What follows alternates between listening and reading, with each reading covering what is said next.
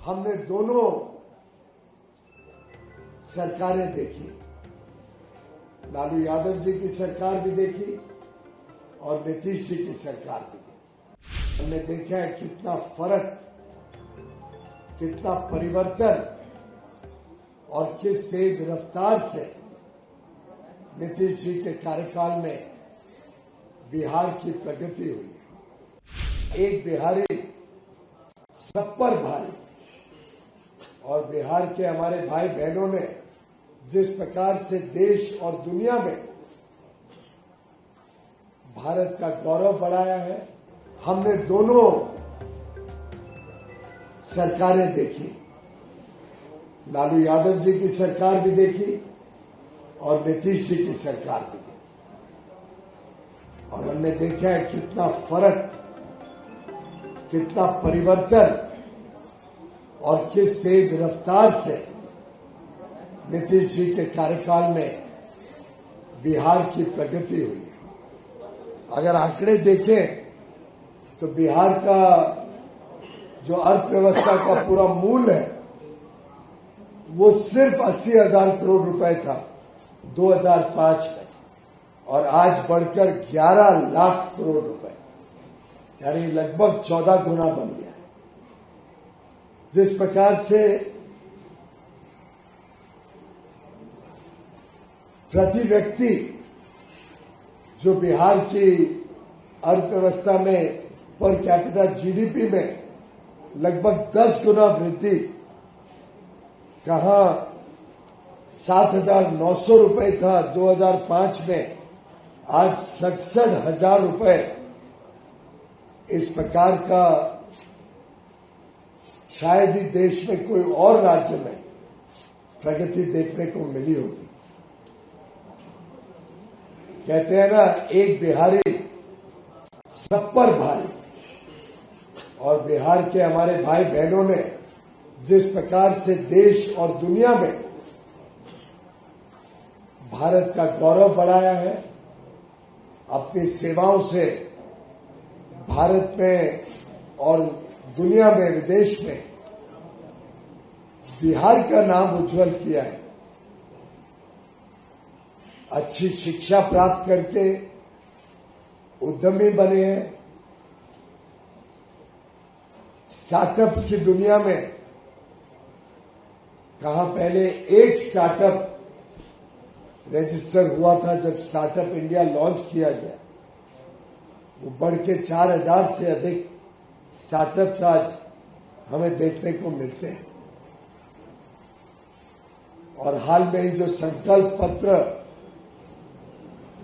हमारे राष्ट्रीय अध्यक्ष और नीतीश जी ने बिहार को समर्पित किया, एक विकसित बिहार बनाने का जो वादा लेकर, जो संकल्प लेकर, जो प्रतिबद्धता के साथ एनडीए निकली है, हमारे युवा युवतियों को 1 करोड़ नौकरियां, 50 लाख युवाओं को स्टार्टअप स्कीम या मुद्रा स्कीम के माध्यम से उद्यमी बनना, एंटरप्रेन्योर बनने के लिए प्रोत्साहन, जिस प्रकार से बहनों को 10,000 रुपए तो अपना जीवन में नया कारोबार, नया काम शुरू करने के लिए दे चुकी है सरकार, आगे 2 लाख रुपए तक उनको अलग अलग माध्यम से मिले।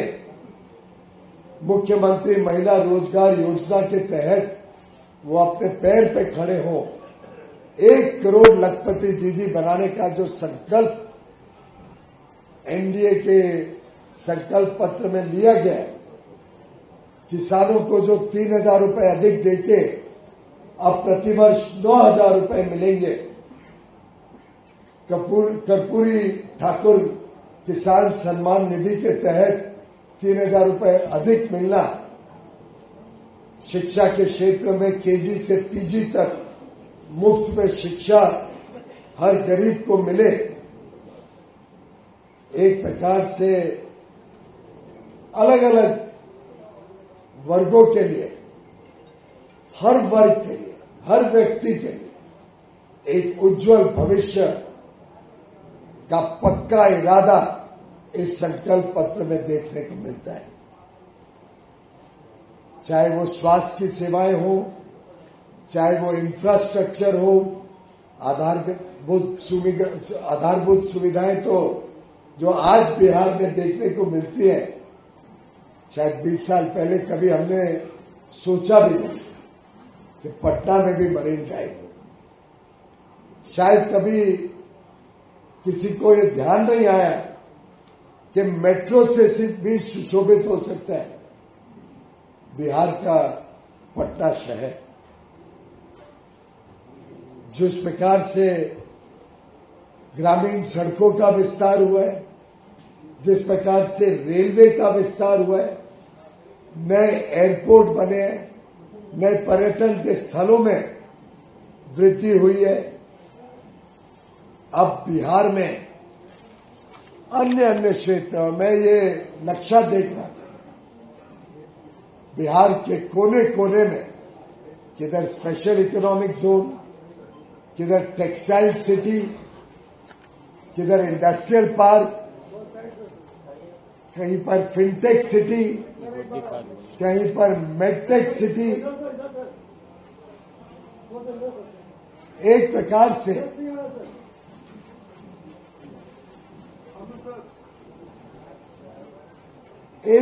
से बिहार का कोई क्षेत्र नहीं रहेगा वंचित और प्रगति होगी गारंटी। चाहे वो फार्मास्यूटिकल पार्क हो, जहां दवाइयां बिहार की खुद यहां बने, ऊर्जा के क्षेत्र में नवीकरणीय ऊर्जा को प्रोत्साहन देने के लिए सौर ऊर्जा के अलग अलग जो पुर्जे हैं वो यही बने, उसका एक मैन्युफैक्चरिंग पार्क। यहां तक कि बिहार की सरकार ने खिलौने बनाने तक का टॉय पार्क तक की भी योजना शुरू की है।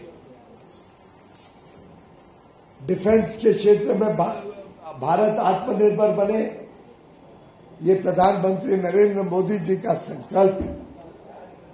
और अब बिहार में भी एक डिफेंस पार्क बनने जा रहा है। फूड पार्क जो हमारी यहां की ताकत है, कैसे किसानों की आमदनी बढ़ाने के लिए कच्चा माल बेचने के बदले प्रोसेस करके उसको अच्छे तरीके से बनाकर उसकी पैकेजिंग कर जिसपे युवा युवतियों को ढेर सारे अवसर मिलेंगे।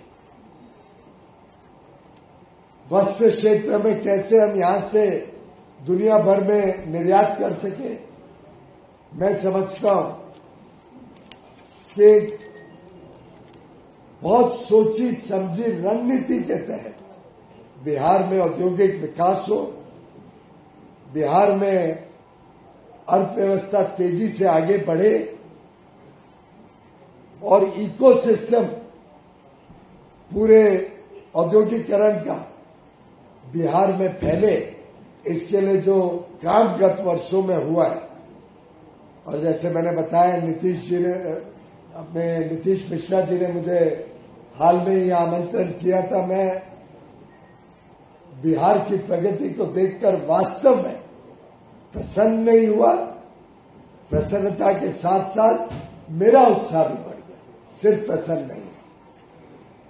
और मुझे पूरा विश्वास है कि आगे आने वाले दिनों में जिस प्रकार से अलग अलग क्षेत्रों में एनडीए की सरकार ने काम किया है,